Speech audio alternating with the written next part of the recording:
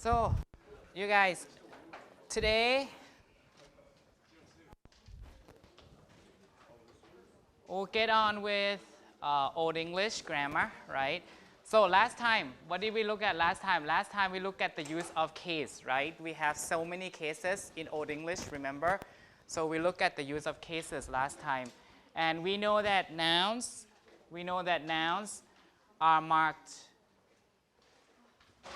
Nouns are marked for cases, right? So you have nominative, accusative, genitive, and dative, right? Nominative is for subject, remember, and subject complement, meaning after the be verb. Accusative is the direct object, right? Genitive is possessive, right? And dative is for indirect object, you know that. And then nouns are also marked for number, right? Meaning that how many do you have? Is it a singular noun or is it a plural noun? So the endings will be different depending on the case and the number, right? And also the last thing that nouns are marked for is the gender, right? You have masculine, feminine, and neuter here. Masculine, neuter, and feminine, right? And you have 2 or 3 major classes of nouns, right? Strong nouns, weak nouns, and irregular nouns here, right? So you don't have to memorize the endings here, but you should be able to pick, for the midterm exam, you should be able to pick which one fit the appropriate context, right? Which one fits the appropriate context, depending on the case, the number, and also the gender, okay? So today we'll be looking at this handout still, and we'll move on to adjectives, okay? So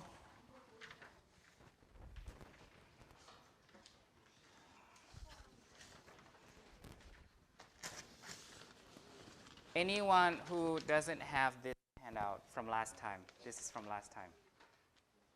Everyone has it, right? So let's take a look at this table. So we move on to adjectives. This is the table on the last page of the handout from last time. So if you need a copy, I have some extra. So let's look at, today we'll talk about adjectives and verbs, right? And personal pronouns, and then next time you'll be able to read Old English. So adjective here, this is the table that we are looking at, right? So adjectives are here. So as you can see, there is the strong group, right, and the weak group. Now the strong group and the weak group are different from strong nouns and weak nouns. So I'll use this.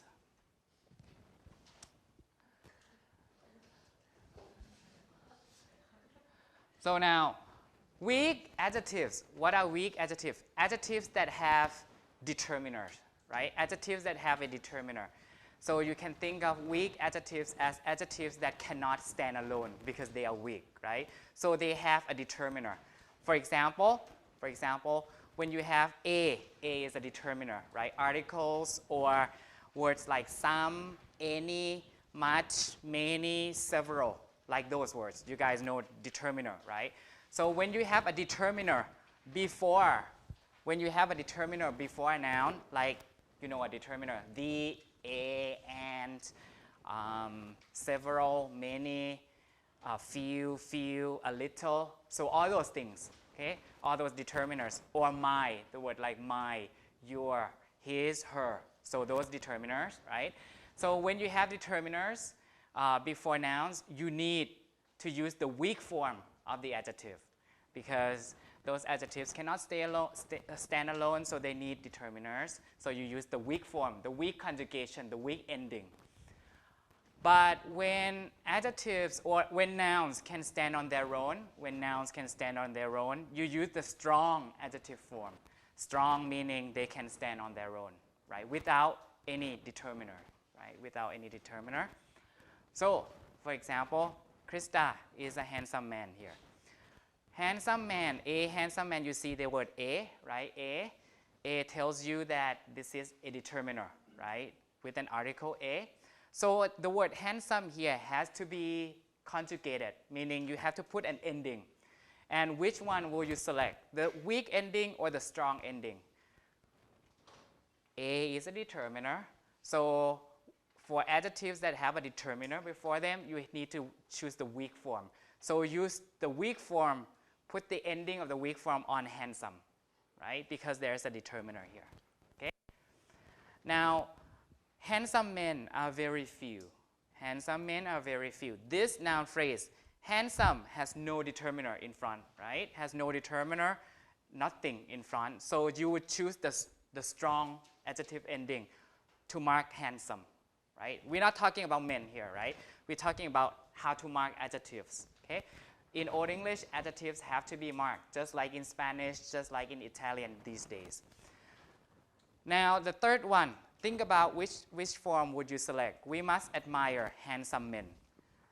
Regardless of the noun behind, you can just look at the adjective and see whether it has a determiner in front of it or not. So which one would you select, weak or strong for this one? Handsome should be marked with a strong, right? Strong ending. So you put a strong ending, maybe E or some other endings. We'll look at that in a minute. Last one, so a handsome man like Krista must be admired. So in this case, you have A, so you would choose the weak ending, right? So everyone is on the same page about this, right? So if there's a determiner in front like this, you would choose the weak form because weak means it needs the determiner. But in absence, without a determiner like handsome men, there's no determiner, A and D, whatever. You would use the strong ending, okay? And these are the strong endings for you on the table here, right? So you see, the strong ending will be on your left-hand side, and the weak ending will be like on the right-hand side here, right? So the weak and the strong.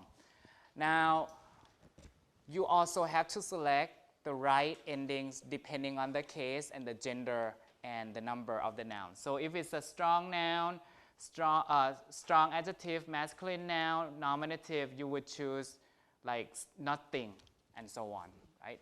So this is just for you to be able to read Old English text. You don't have to memorize any of this because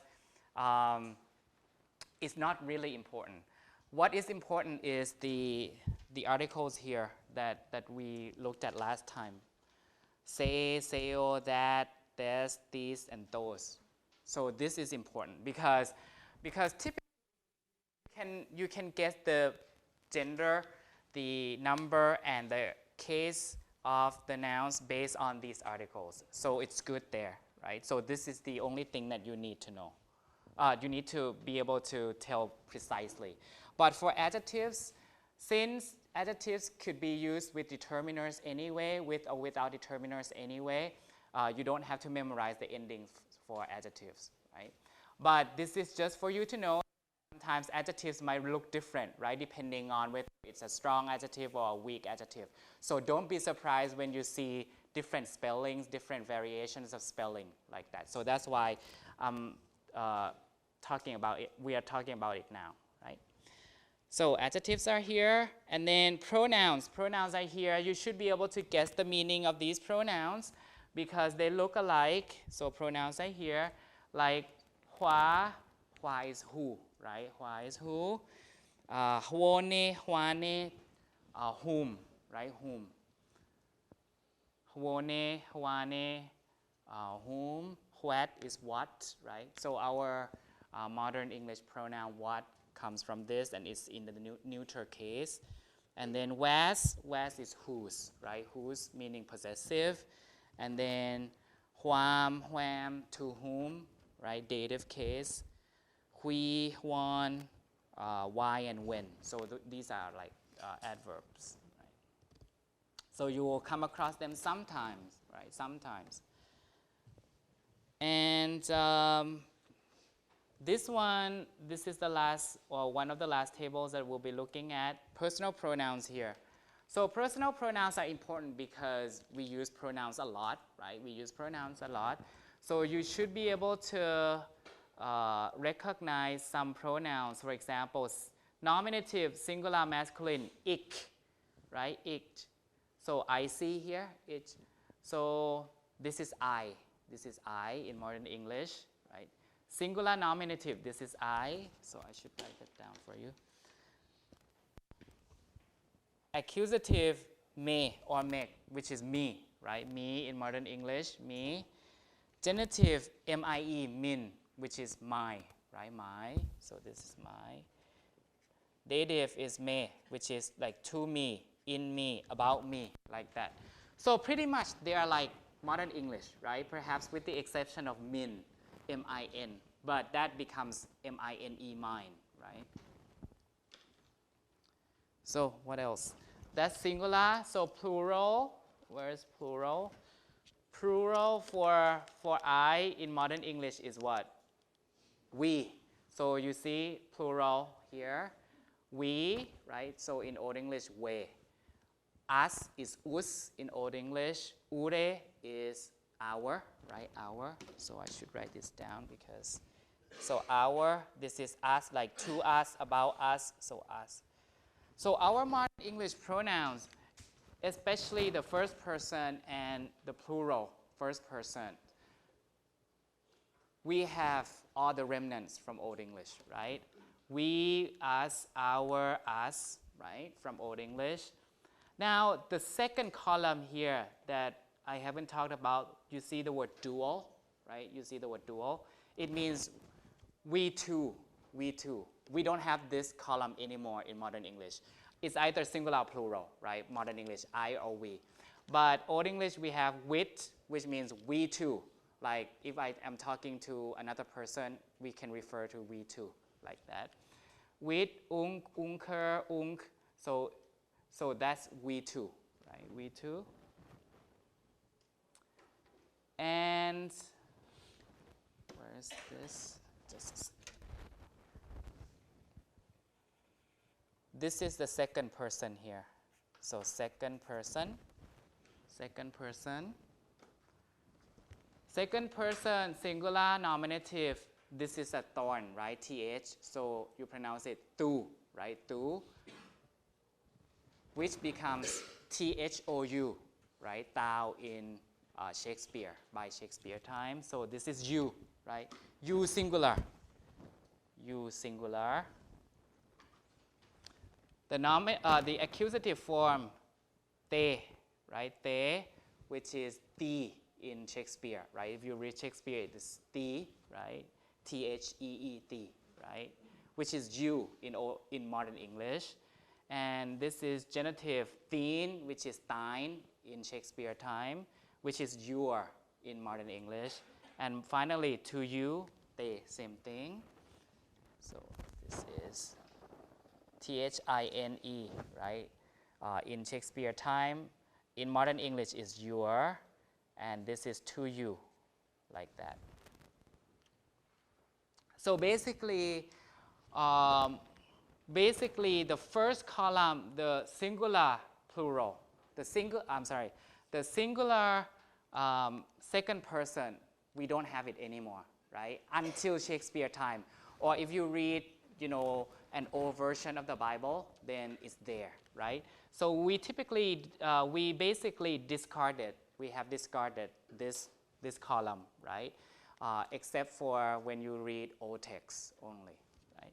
The second column, you too, we also have gotten rid of them all, right? You too, yit, ink, and so on. We have gotten rid of them all. But the third column, this is where our Y-O-U comes from. So this is ye, right? G in front of a front vowel is ye, so it's you. So this is you also, this is your, and this is you, like that. So our you, the word you in modern English comes from the third column here, right, which is plural. So we use the plural form to refer to singular group of people, right, in modern English. So that's what you should know. And the third person, he, which is he in Old English, that's masculine nominative. This is our he, right? And then hine, which becomes him, right? Him. I like him, like that, him. His, and him. So we have inherited most of the forms here, right? And the neuter form, it, this is our modern it. Hit, H is dropped later on. So this is it. But the feminine form, you see, heo, hie, hire, where's our pronoun she? Our pronoun she is S-H-E, right? So it means that we got rid of all of these forms, okay? And we use a different form, which is S-H-E in modern English, right? And that's perhaps towards the end of Old English that we switched to S-H-E, which is a dialect from the north of England, right? And which has Scandinavian influence, okay? And the last column here, hie, hira, him, it should be they, them, and their, right? Because this is plural, right? Plural, third person, they, them, and their. But where's our they, th? There's no th here, right? Th comes from Scandinavian again. So we got rid of the native English pronouns, right?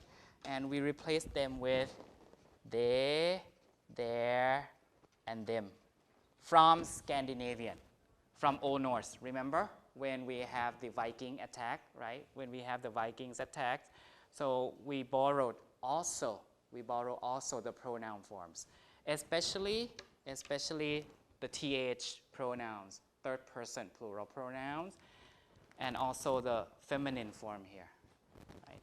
So a lot have died out. For example, the dual person, both the first and the second person dual person here, they all die out. And then the feminine forms, right? The feminine forms and also the plural third person forms, they have died out, right? And we replace them with the Old Norse, or we just got rid of them, as in the case of the dual person, which we don't have nowadays, okay? So any questions? So you should be, because when you read Old English text, pronouns will come up a lot, so you should familiarize yourself with pronouns like ich. You should know it means I, right? It's here, so it's I. We is we. But pretty much they are like our modern descendants, okay? So now let's move on to verbs. So verbs are in this one. So very complicated, so I need to use a different handout for this to give you the details. I posted that handout online. So there will be people who are unprepared today also. Like, I wish I were you. So this is what we call the subjunctive, right? Because normally in the indicative mood, it should be I wish I am you, or I wish I will be you, or something like that. But here it's subjunctive, meaning it's about wish, it's about hypothesis, it's not a fact, right? So we would mark the verb different, right? To show that it's not a fact. Or it's important that everyone study hard, like this. This is also a subjunctive mood in modern English, okay? When we have words like important, imperative, it's a command, it's urgent, blah, blah, blah. When we have these words, we would mark the verb, the following verb, as occurring in the subjunctive mood, because it's a wish, it's a command, like that, rather than a fact. So normally we would have everyone studies with IES, right? But here, because it's a subjunctive mood in modern English, we just don't mark anything, right? Now, Old English will be marked differently, right? But for indicative and subjunctive moods also. Now, so you know that the ending, again, verbs in Old English have endings, and ending will tell you whether it's a first, second, or third person, and how many people, singular, plural, and also past or present, and also whether it's a fact or or a wish, subjunctive or indicative. But for this class, we'll just pay attention to only indicative mood. Okay? Now, present tense. Start with the present tense first. Now, I have an example verb which is singan, to sing. They look alike, right? Singan and sing. So you just need a little imagination to know the meaning of singan. An is the infinitive ending, right? So an is an infinitive ending which has to be removed, right? Just like in Korean, mokta, like this. When I want to conjugate, I cut out the ta, and then I add ayo, oyo, ayo, like that. So same thing, right? Singan, sing. So you cut the an. The an is the infinitive ending, like to sing, like that. So we have singular and plural here. First, second, third person. First person, people know, right? I. First person singular, I. Second person singular, you singular. And then third person singular, he, she, or it, right? So plural, first person plural, we. Second person plural, you guys, you all, like that. You guys, you all. Third person plural, they, right? Now, singan, right? You cut the an, so you add, if it's first person singular, singe, right? Singe, so you add e. E tells you it's first person singular present tense, like that. So you have three pieces of information here. Singular, first person, present tense, like that. So three pieces of information, because this is a characteristic ending. Characteristic ending meaning it's not the same as other endings, right? It's a characteristic ending. Second person singular, singest, right? Sometimes people would write the e, sometimes people don't. But all the time, that would be st. So st will tell you that it's second person singular present tense, like that. Third person singular present tense, singeth. The last one is th. So e and th. Sometimes there is an e, sometimes the scribe didn't spell the e. So he, she, it sings, like that, okay? Now plural is easy because it's the same for all the persons, right? The same for all the persons, just like modern day English, right? Plural is the same for all persons. Now you add ath, A-T-H, A-T-H. This is a thorn, right? Singa, singa, singa, across the board, okay? So singa, singas, singath, A, and then T-H. This is a thorn, right? So A, S, F, art, like that. So the characteristic ending would be A, S, F, art, across the board, like that. Right? Okay? So now try your hand at conjugating some other Old English verbs. So you have three verbs here. Be done. So if you have to guess what verb in modern English, so you cut the an to bid, right? To bid. Like you bid something on eBay, on internet sites like that. So to bid, to wait for, right? Hieran, to hear, right? Cut the an. Finally, drinkan, to drink. Right? These are modern English forms, right? That are very similar to modern English forms. So to conjugate them, you need to cut out the an first, right? Cut out the an because the an does nothing. It's like to, right? To walk, to eat, just like ta in Korean. And then you put the characteristic ending here. This is the present tense, according to the subject. So we drink, what would you put there? We is plural first, right? Plural first person. So you would put ath, right? So you would have drink like this, right? And then put the characteristic ending ath. So drinkath, like that. So I'll give you perhaps 1 minute to finish they until we. This is not difficult, it's just new, right? And then once you keep reading Old English, you just absorb these endings automatically.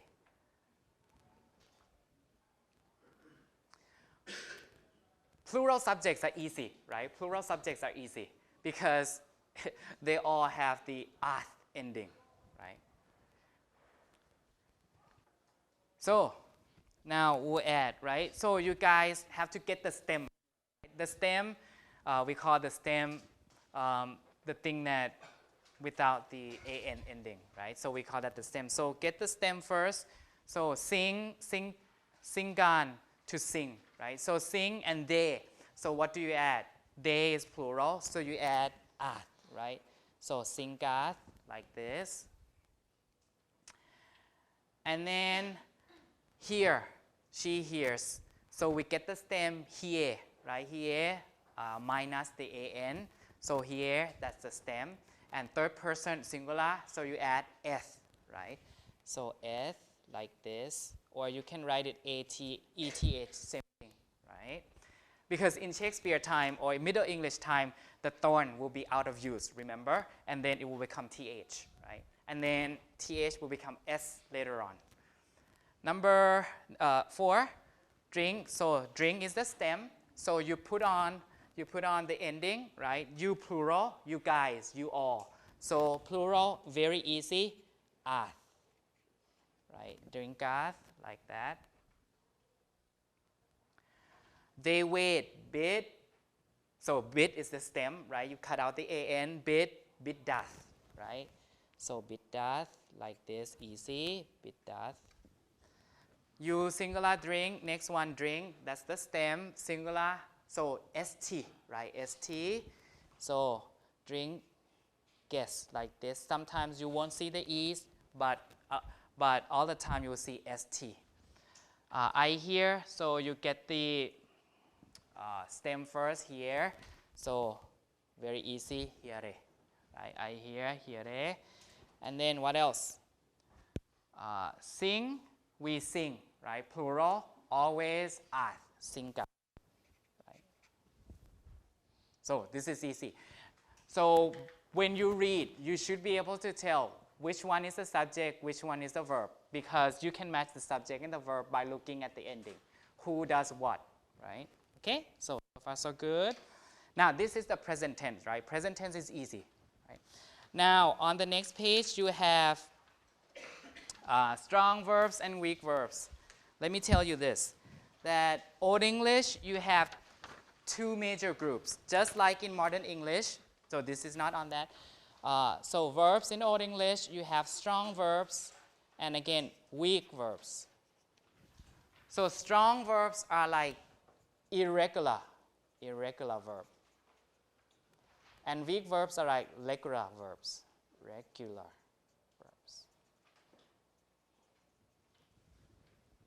You guys know irregular verbs, right? In modern English. Eat, ate, eaten, like that. Sing, sang, sung. So verbs that you have to change the vowels, right? So vowel change. And regular verbs or weak verbs are verbs that do not have, right? No vowel change. And in the past tense or the past participle, what do you do? For weak verbs, you add d or ed, right? So we call that the dental suffix. T or d for past tense, like that. And past participle also.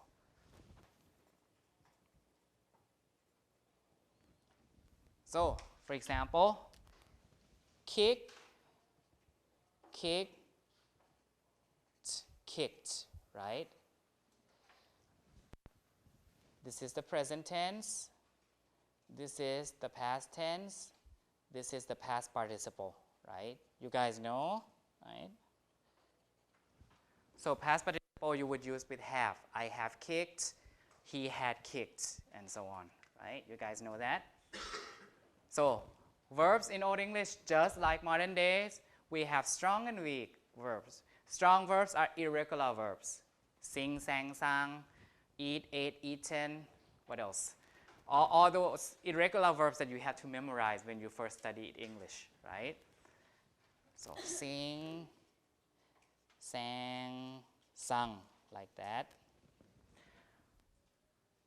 In modern English nowadays, okay? In modern English, which group is the majority? When we have new verbs, when we make new verbs in modern English, what do? We change the vowel or we add the dental suffix? We add the dental suffix. So this group would be the majority group in modern English. And strong verbs, which you have to memorize when you first studied English, this group is the minority, right? But in Old English, it's the opposite. Strong verbs are the majority, and weak verbs are the minority, right? So, so it's harder for people who study Old English because there are more strong verbs than there are weak verbs, right? And there are, this is not to scare you, but there are seven classes of strong verbs, depending on how the vowel change. So on this handout, strong verbs are all here, actually here.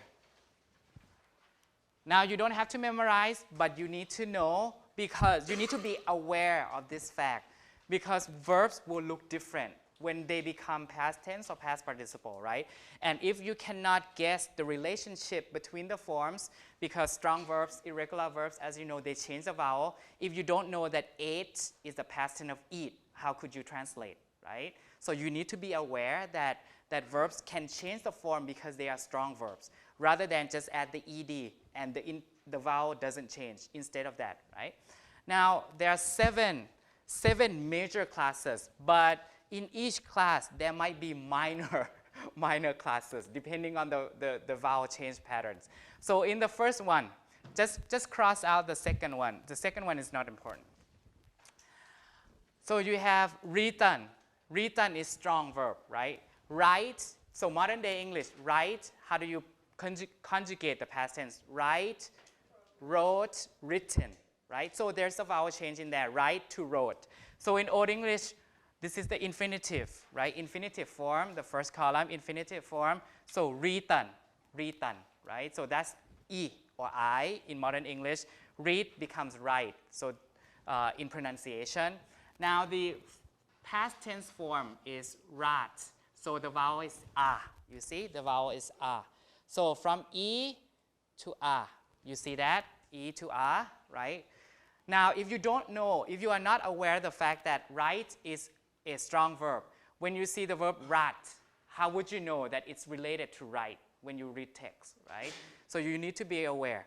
And then the second past tense, there's first past tense and second past tense. I'll explain that in a minute.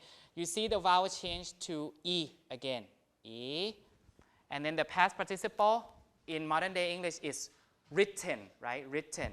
So same thing, written, E, right? So you see the pattern here, E, R, E, E, right? E, R, E, E. That's one pattern, E, R, E, E, like that. I'll explain the difference between the first part and the second part, right? I'll explain that in a minute. When I study Old English, I studied it for 2 years straight, right? And I have to memorize because it's an Old English class, right? So you need to memorize. This is history of English, so you don't need to memorize. So I come up with my own mnemonic. You know the word mnemonic? Mnemonic. So M is silent mnemonic, meaning things that help you memorize. So this is like Hawaii. Just it sounds like Hawaii. So Hawaii. So E-R-E-E. So that's how I memorize. Hawaii. So you can use this. Now that's first group, right? Strong first. This is the first pattern that you see in strong verbs. The second is cheosan, which means to choose, right? Cheosan, to choose, sontak, hada. Cheosan. So you see eo, right? Eo in the stem, and now the first pass would be ea, right? Eo, ea, and then kuron, second pass u, and then colon, O, right, O. So you see a different pattern, right, of the vowel inside. We're talking about the vowel inside. A-O, A-R, U-O, like that. So for this group, the way I memorize it is Leo lead us on. So Leo, the name of the guy, lead. He leads us on. So the guy leads us to somewhere, like that. So that's how I memorize.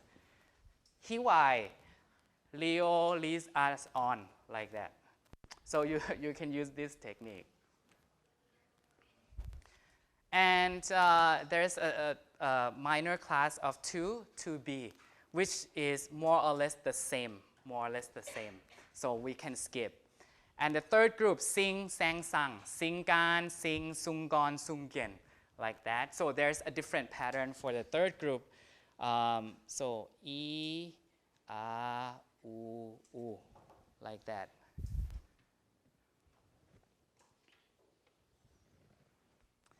So you can think of your own, you can come up with your own mnemonic device and so on.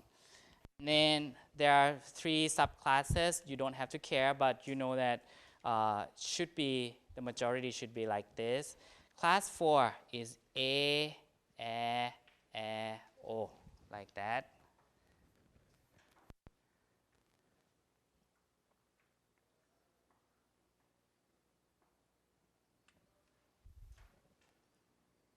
E, O.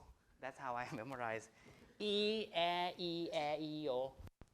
This is R and E, right? E, O, like that. That's how I memorize, though. So you can come up with whatever, whatever you feel comfortable with. So E, O.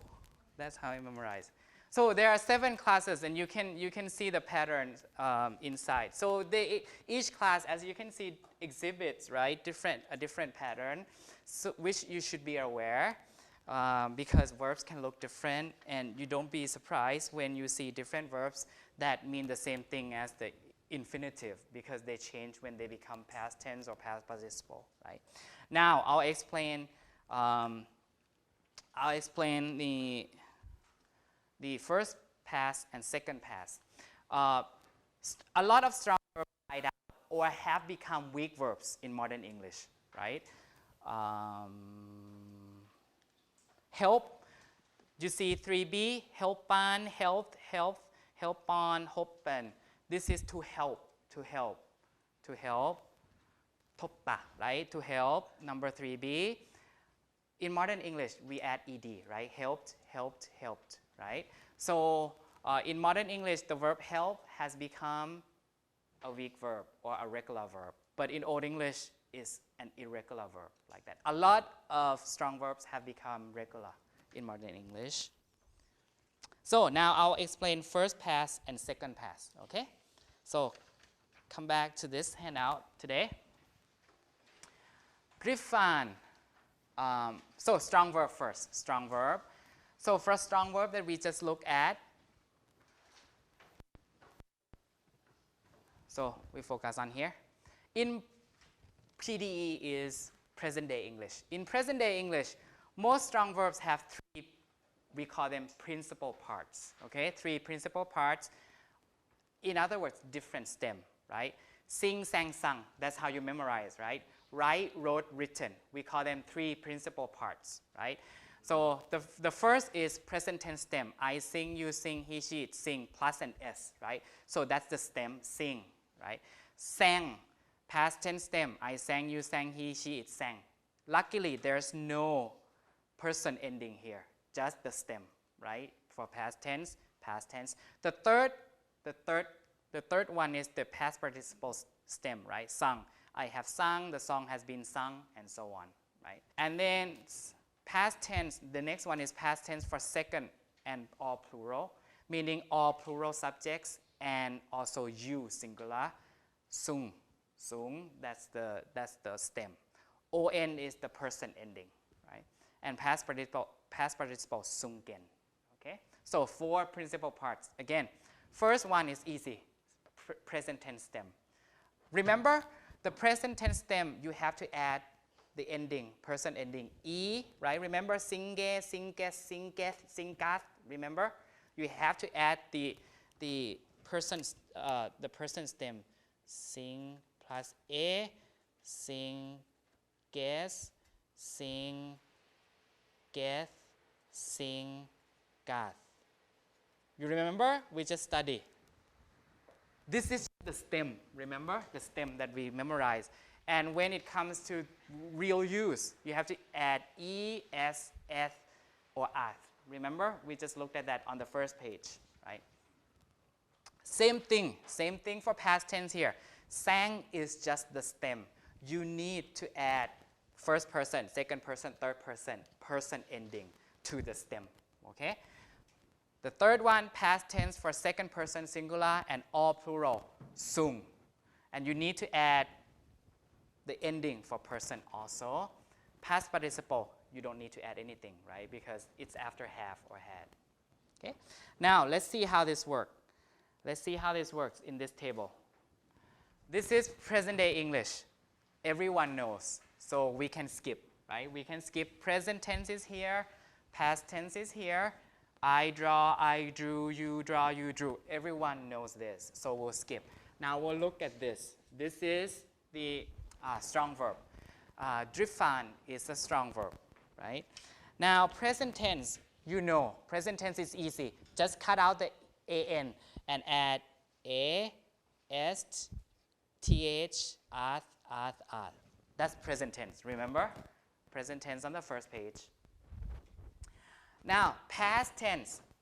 Past tense is difficult, right? Because for strong verbs, remember, for strong verbs, what happens?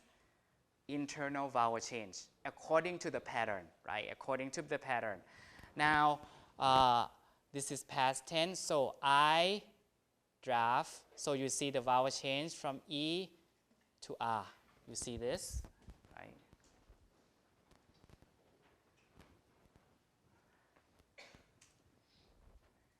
And then second person, drift again, right? This is strong verb class 1, drift fun. Strong verb class 1. Strong verb class 1. Remember the pattern? He, why, like this. Oh, actually, not strong verb class 1. Class what? Draft, you see? Here, draft. And then this is present tense, right? Remember, this is past tense 1, past tense 2, and then past participle, PP.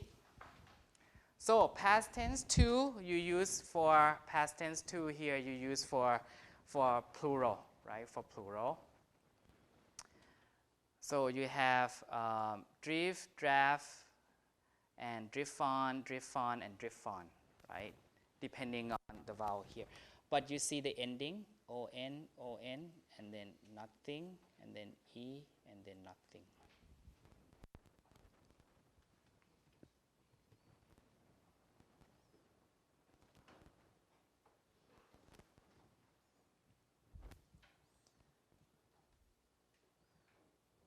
So these are personal endings, right? For first and third, you have nothing. For second, you have E. For plural, you have on across the board. Now, try your hand at Singan. You have all these verbs for you already. So you have the stem, just add the endings. Just add the person endings here. 0, E, 0, or on. So ik, you have to use this one, right? Past tense for first and third person. So ik would be sang. I sang. Without anything, right? Without anything, because past tense you don't add anything for I, right? Now, tu. How about tu? Tu, you use the third one, right? Sung, you use the third one, sung. Plus a, sungge, like that.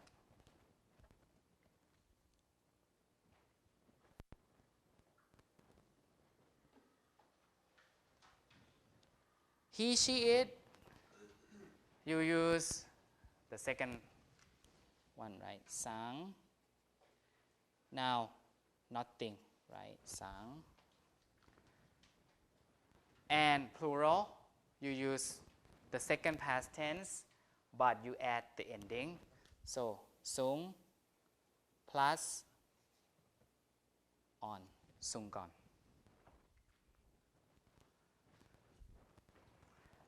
So, let me tell you how to spot this in a second. For plural subjects, on, past tense is on. Plural subject, past tense is on. Easy. When you see on, you know that it's the past tense. You don't have to memorize the vowel here, but you have to use a little imagination, right? Sing, sang, sung. So you should know that sung is sing, related to sing. But the past tense for plural is on. The past tense marker for plural subjects is on. So when you see on, you know that the subject is plural.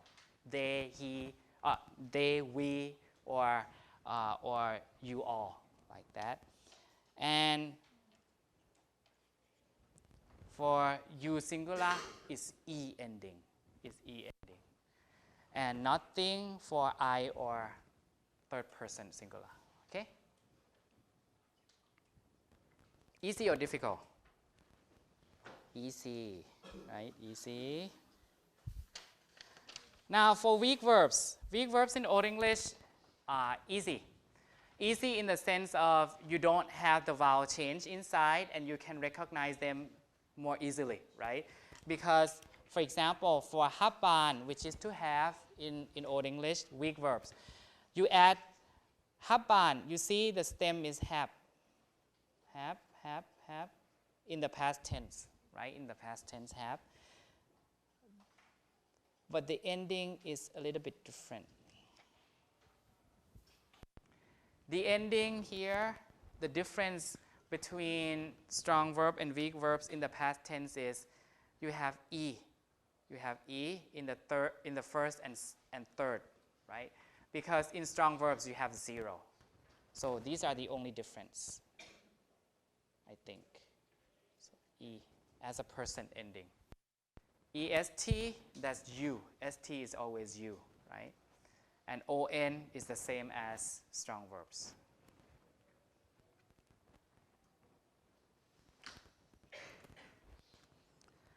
So now you are ready to conjugate. The third page, one more thing that I need to tell you is the verb to be. The verb to be in Old English is a mess. Let's look at modern English first. How do you conjugate the verb to be? The verb is to be, right? I am, you are, we are, he, she, it is. What about past tense? Was, were, was, like this. Past participle, been across the board. They look different or they look the same? They look different, right? Why the infinitive is be, which looks more or less like been because they start with be, but the present tense am or are, where's my be? Where's the be? And the past tense W, where did the W come from, right? Now let's look at Old English. That's because in Old English we have actually 3 verbs. Beon, Wesan, and Sindon. Actually there are 3 verbs. There are 3 verbs. They have, Old English speaking people had 3 selections of the be verb, right? So in the present tense, they would select from Beon and Sindon. They would select from Beon and Sindon, right? So Beon would be Eom, art, and is, like this. And then Sindon for plural, you see? So this is singular. This is plural. You can see it's a mix of two verbs, right? But they can also use the be form. Beo, bes, is, beth, beth, beth. So this is from beon. And this is from sindan. So you can see they have two ways of selecting. They may have some preferences as to which one would select in which context, like that, but they could select two, the beon form or the sindan form, right? And as you can guess, when the time passed, this form dropped out, dry out, because we don't have sindan, sin anymore in modern English, right? We only have the beon, but again, we don't use the beon for plural either. Now the past tense they got from the weisan verb. So this is weisan. So was, were, was, whereon, whereon, whereon. It used to be like this from Old English. So what does this mean? Again, let me say it again. It means that they have three options available, right? Three options available. For present tense, they would select from where? They would select from beon and sindan. Beon here, sindan here. They would select freely. Sometimes they have a preference as to in which context which verb should be used, right? But they can select, in principle, they can select from beon and sindan. But in the past tense, they use the verb weisan to indicate the past tense of be, right? And as you can guess, these ones survive, am, are, is, survive to the present day, right? Survive to the present day. And then where's the word are? We borrowed from Scandinavian. They are, right? Remember? And then these all die out except for the infinitive be. And then these all survive, right? Was, were, they survive, right? So this survive, these all die out, this survive, and we borrow are from Scandinavian. So it was like this. It was a mess since Old English, right? And then some forms died out, especially all here, except for the be, which is the infinitive. And then the was and were survive, and am and is survive, but are we borrow from Scandinavian, right? So it was a mess since Old English, right? So don't be surprised that you have to, this is the reason why you have to memorize all these forms when you study present-day English, right? Now, let me say one word about negation. Negation in Old English, we use the word ne, N-E, ne. In modern English, we use do plus not, right? Ne is not, And people contract ne with the word that follows it. So, for example, an, which is an means one, right? An is one, and an means one. So if you want to say no one, none, you just put ne plus an, right? So, ne plus an. But now you have two vowels together. People usually drop a. So you get none, which means none. That's the origin of the word none, right? Ne plus an, none. Is, ne plus is, right? So ne plus is. So vowels, two vowels together, just one, nis, like that. So when you say nis, it's not is, right? Is not the words. Willan, to will, to wish, you put ne in front, ne willan. So E and W, which is a glide, have vowel, so it usually becomes nilan, not will not.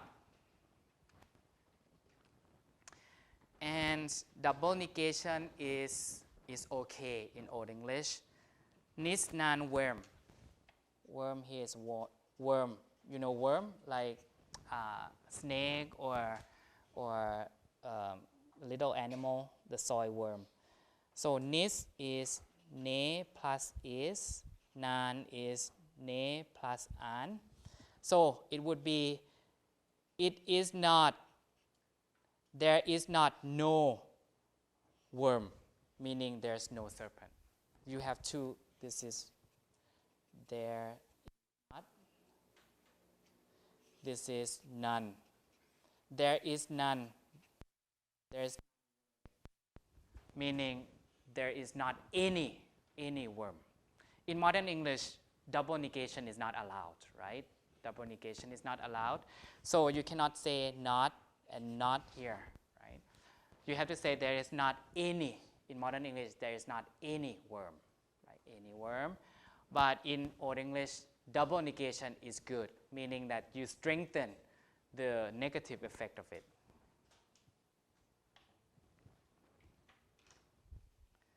So when you translate text, when you see two negative words, what you need to do is just translate it as a negation, right? Just one. Maybe I think first we look at the second page because this is still fresh on your memory. Second page first.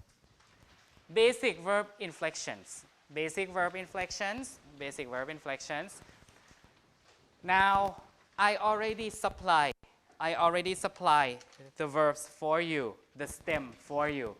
So you just need to choose A, B, C, or D, okay? This is easy. A, B, C, or D. Just recognizing the form. You don't have to add anything. You don't have to take out anything. Just A, B, C, or D. Put these forms in the blank. Now, let me explain. So, for example, in set 1, setan, weak verb, right? Weak verb, add T or D as the suffix, right? For past tense. The meaning is set, in modern English, set. Now, choose for 1 to 6, choose the present tense form. Present tense, remember? Present tense is easy, right? You just need to recognize the ending, right?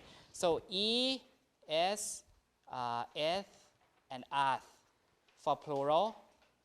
So, first, second, third, and this is plural, right? So, that's present tense.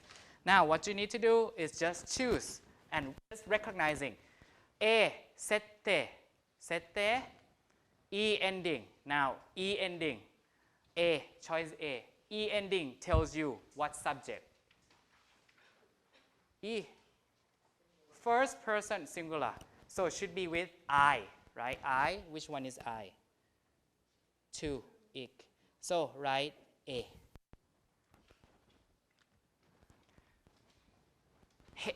Number 1, hail. Hail is what? You look at the pronoun table. Hail is she. Hail is she. Number 3, ye.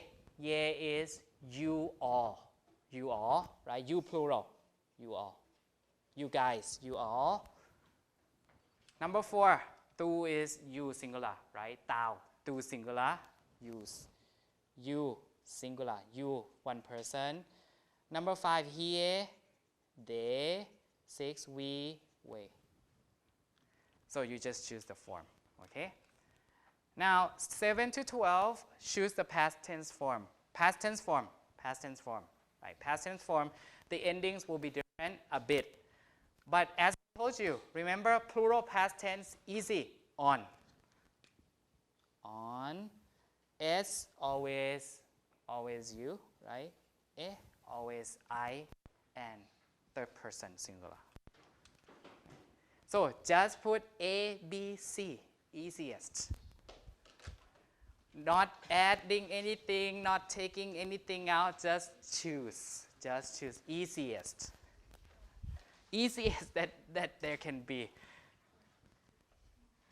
Easiest exercise that there can be in this world.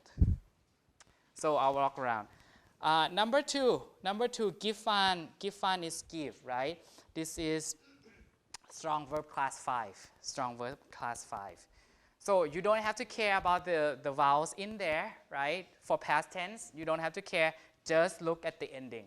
And you should be able to tell which subject. And for present tense, there's no vowel change inside. Just, again, look at the endings. The endings will tell you, right? So the endings are like this always for the present tense, strong or weak verbs, present tense. But the endings for past tense, strong and weak verbs are just a little bit different. Right? But for plural, it's on, O-N, on, all across the board, right? For plural. So Heo is she, right? Heo is she. So you just have to choose the F form, right? So which one is that? C. Okay. Number 3, you all, you plural, yeah, right? You plural. So you choose us. Where's us? Number D dog, us, right? Us. Number 4, thu, which is you singular. So you choose the second person, which is est. So B boy. Number 5, they, plural, only one available, us, which is D. Number 6, we, you choose us ending, which is D dog, right? D dog. Now, this is for past tense, right? Past tense, the ending for weak verbs, for first and third person singular, this E ending, right? First and third sing. So, 7, he will be a, ik, a, ye would be you all. You all would be plural. Plural is always marked with on, O-N, so C. Second person, thu, singular, the ending would be est. So, I'm sorry, B. 11 is hie, which is they, plural. So, plural always on, seton, C. 12, we, plural also. So, always on, C. Right? Easy. Now we have about 3 minutes. Try to do number 2. Try to do number 2. I'll walk around. The ring giver. So this is third person, right? Ring giver, third person singular, right? Just like he, she, or it, right? Second, ta quena. Ta quena. Ta quena. So the queens, right? The queens with an S. So this should be like they, right? It should be like they.